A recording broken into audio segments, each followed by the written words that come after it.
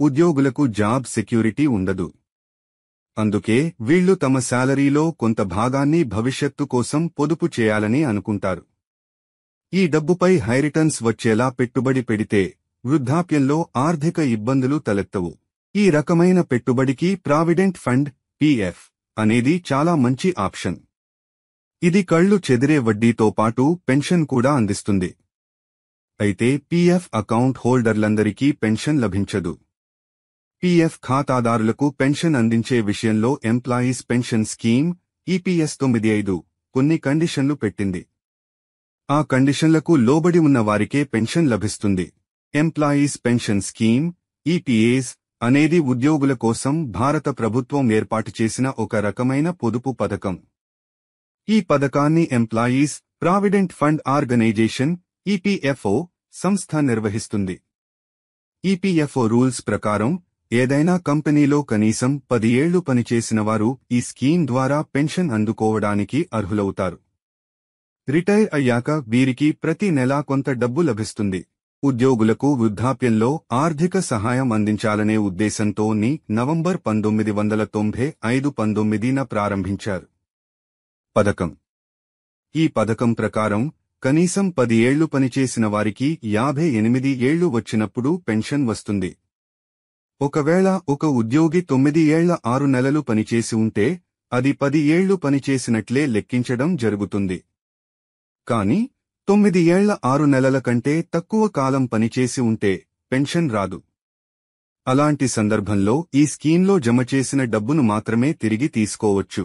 Private కంపెనీల్లో పనిచేసే ప్రతి ఒక్కరూ ప్రతి నెలా తమ శాలరీలో 12% బేసిక్ శాలరీ డియర్నెస్ అలవెన్స్ ను ప్రావిడెంట్ ఫండ్ పీఎఫ్ అకౌంట్లో డిపాజిట్ చేస్తారు. అదేవిధంగా యజమాని కూడా ఉద్యోగి శాలరీలో 12% డిడక్ట్ చేసి పీఎఫ్ ఖాతాలో ఇన్వెస్ట్ చేస్తారు. అయితే ఎంప్లాయర్ డిడక్ట్ చేసే మొత్తంలో 8.33% amount employees pension scheme EPS అనే మరో ఖాతాలో జమ అవుతుంది. ఒకవేళ ఉద్యోగి 2 వేర్వేరు కంపెనీల్లో పనిచేసినా లేదా జాబ్స్ మధ్య కొంత గ్యాప్ ఉన్నా పెన్షన్ లభిస్తుంది.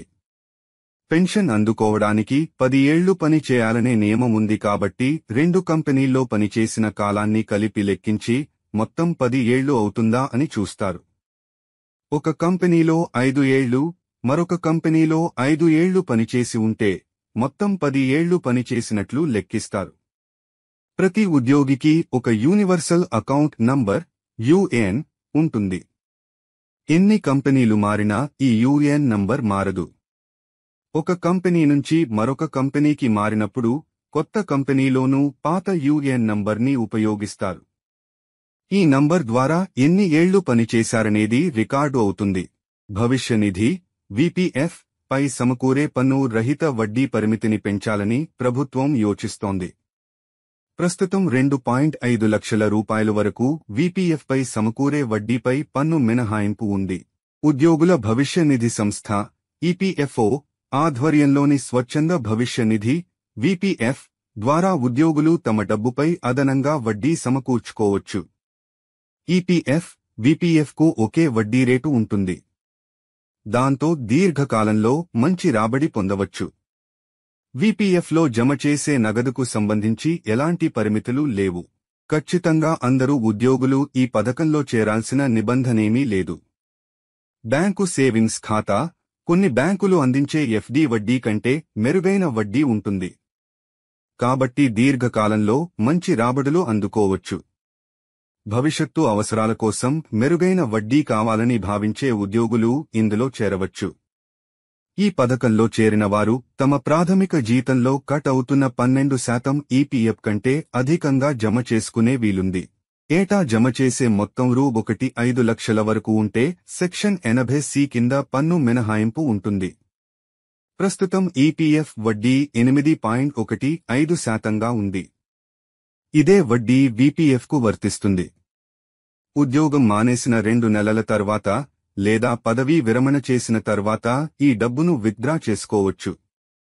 వైద్య అత్యవసరాలు, విద్య, వివాహాలు వంటి కొన్ని ప్రత్యేక పరిస్థితుల్లో కూడా నిబంధనల ప్రకారం విత్డ్రా చేసుకోవచ్చు. Employees provident fund organisation EPFO ఈ ఏడాది ఆగస్టులో నికరంగా 18.53 లక్షల మంది మెంబర్లను జాయిన్ చేసుకుంది. కిందటేడాది ఆగస్టుతో పోలిస్తే ఇది 9.07% ఎక్కువ. ప్రభుత్వ డేటా ప్రకారం ఈ ఏడాది ఆగస్టులో చేరిన ఈపీఎఫ్ఓ మెంబర్లలో 18 నుంచి 25 వరకు ఏళ్ల మధ్య వయసు ఉన్నవారు 59.26% మంది ఉన్నారు. వీరి సంఖ్య 8.06 లక్షలుగా రికార్డయింది. ఈపీఎఫ్ఓని వీడిన 13.54 లక్షల మంది ఈ ఏడాది ఆగస్టులో మళ్లీ రీజాయిన్ అయ్యారు. వీరు కొత్త జాబ్లో జాయిన్ కావడమో లేదా ఫైనల్ సెటిల్మెంట్ కాకుండా తమ పీఎఫ్ డబ్బులను ట్రాన్స్ఫర్ చేసుకోవడమో చేశారు. ఈ ఏడాది ఆగస్టులో చేరిన కొత్త మెంబర్లలో సుమారు 2.53 లక్షల మంది మహిళలు ఉన్నారు.